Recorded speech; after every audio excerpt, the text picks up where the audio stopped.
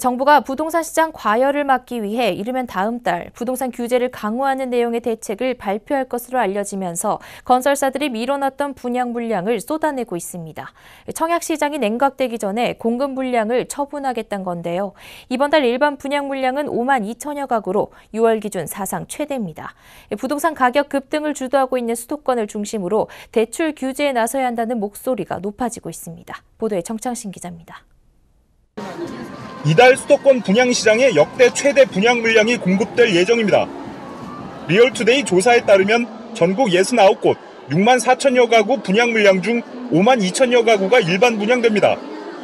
지난달 일반 분양과 비교해 3배가량 많은 물량이면서 6월 기준 역대 최대 물량입니다. 업계에선 시행 건설사들이 대선으로 밀어놨던 분양 물량을 부동산 관련 규제가 시작되기 전 쏟아내려 하기 때문으로 분석하고 있습니다. 분양 물량은 수도권의 60%가 넘는 3만 2천여 가구가 집중됐습니다. 정부는 수도권을 중심으로 주택 가격이 급등하면서 대출 규제 등 부동산 안정책을 준비하고 있습니다. 특히 신규 아파트 분양 시 적용되는 집단대출이 가계대출 급증으로 이어지고 이것이 부동산 시장 과열을 부추기는 악순환으로 이어지고 있다는 분석입니다. 집단대출은 청약자 소득에 관계없이 무차별적으로 대출이 이루어지고 있는 실정입니다. 이 때문에 수도권 분양단지의 중도금 대출에도 DTI를 적용해야 한다는 목소리가 높아지고 있습니다.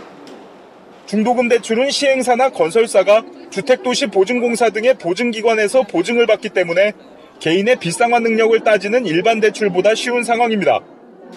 분양계약자들에게 일괄적으로 해주는 집단대출은 중도금 대출과 잔금 대출로 이루어져 있는데 현재 잔금 대출에는 DTI 규제가 적용되고 있습니다.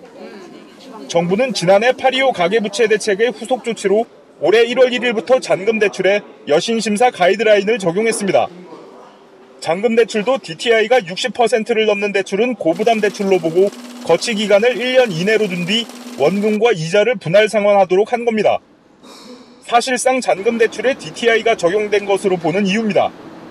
중도금 대출에 DTI를 적용하면 주택 수요자들은 분양받을 때부터 상환 능력을 고민해 청약에 나서야 하는 만큼 자금이 부족한 수요자라면 쉽게 청약에 나서기 어려울 것으로 관측됩니다.